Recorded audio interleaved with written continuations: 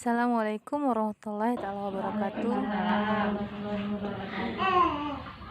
Selamat datang, terima kasih untuk ibu-ibu yang sudah menyempatkan waktunya untuk hadir di pertemuan bulanan P2K2 Pertemuan Peningkatan Kemampuan Keluarga untuk peserta KPM PKH di bulan Mei 2021. Bulan kemarin kan kita sudah ikut pertemuan kelompok ya Bu? Iya.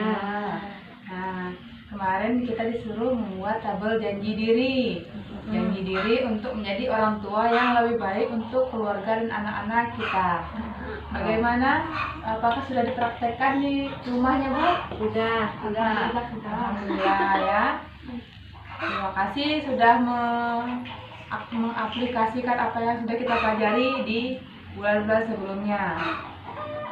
Bila ada yang ingin ditanyakan, boleh kita diskusikan bersama di sini.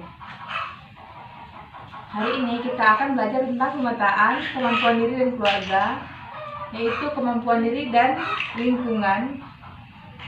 Fokus ke keluarga saja yang ingin saya bahas, yaitu memanfaatkan kemampuan diri dan keluarga untuk mencegah stunting. Yang seperti sudah kita ketahui bahwa stunting itu adalah gagal tumbuh, gagal kembang oleh anak karena faktor-faktor dari tubuh dan lingkungan. Tidak hanya dari tubuh, misalnya makanan bergizi, juga ada peran aktif dari keluarga yang harus kita lakukan, seperti memberikan dukungan dari ayah dan ibu. Jadi yang berperan dalam mendukung tumbuh kembang anak itu bukan hanya seorang ibu, tapi juga ayah dan keluarga yang dekat dari rumah. Hari ini kita akan berdiskusi. Di sini karena masih pandemi, jadi hanya terdiri dari 3 orang saja. Tidak boleh berkumpul banyak-banyak orang ya. Jadi saya bertanya untuk masing-masing peserta, apa saja yang sudah ibu-ibu dan bapak suami lakukan di rumah untuk menumbuh kembang dan berinteraksi dengan anaknya di rumah? Misalnya ayahnya sering nggak menggendong anaknya? Sering ya.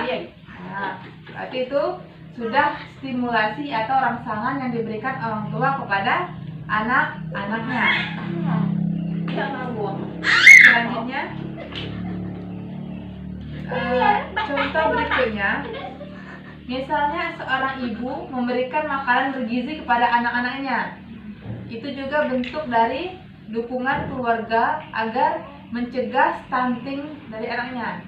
Stunting itu misalnya anak usia 2 tahun tapi tumbuh kembangnya tidak seperti anak 2 tahun, seperti anak tahun lebih dikit gitu, atau seperti anak 1 tahun, berarti dia lambat kan pertumbuhannya, lebih misalnya pendek dari teman seusianya. Itu stunting ya, seperti yang kita bahas sebelumnya.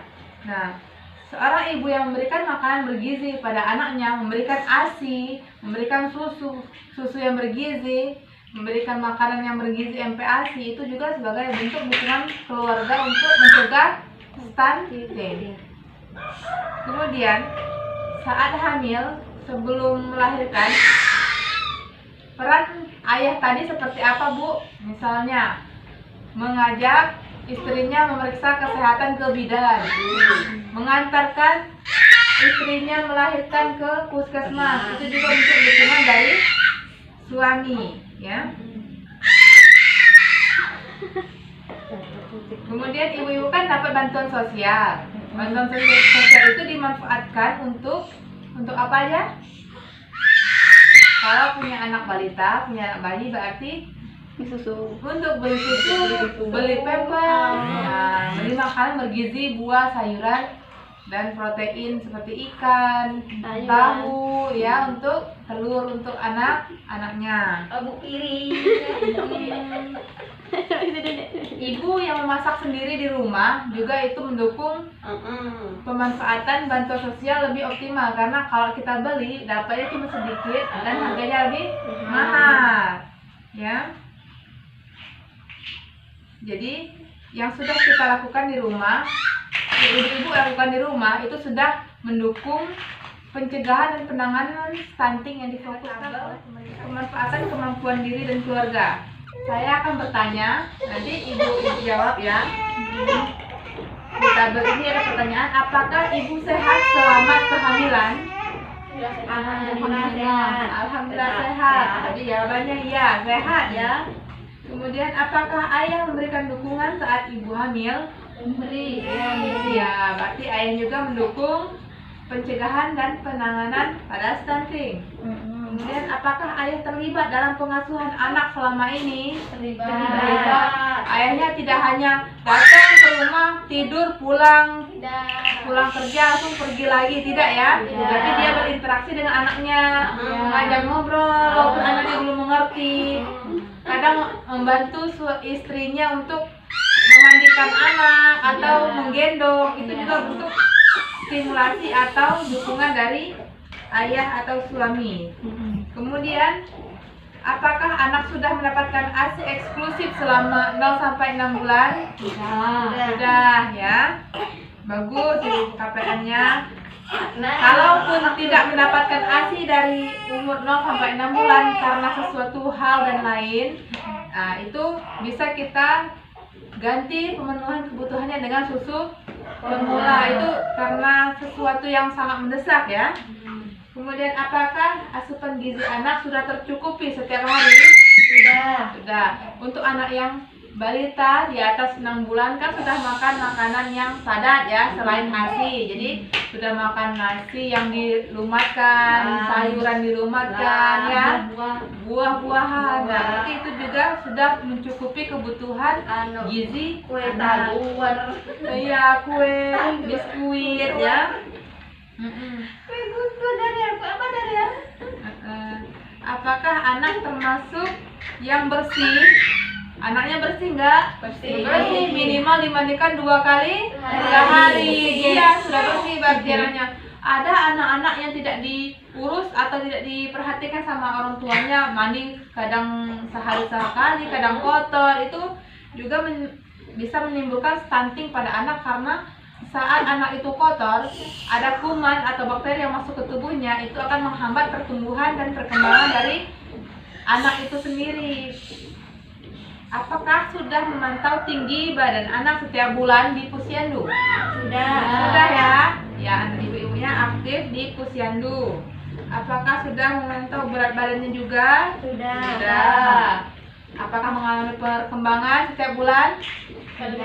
Ya, berarti dia mengalami peningkatan. Kalau dia mengalami penurunan atau stuck, itu di usia yang di bawah 1 tahun sangat harus lebih diperhatikan. Mungkin dia kurang pemenuhan gizinya lagi. Tapi kalau ada peningkatan, itu sudah ada kemajuan.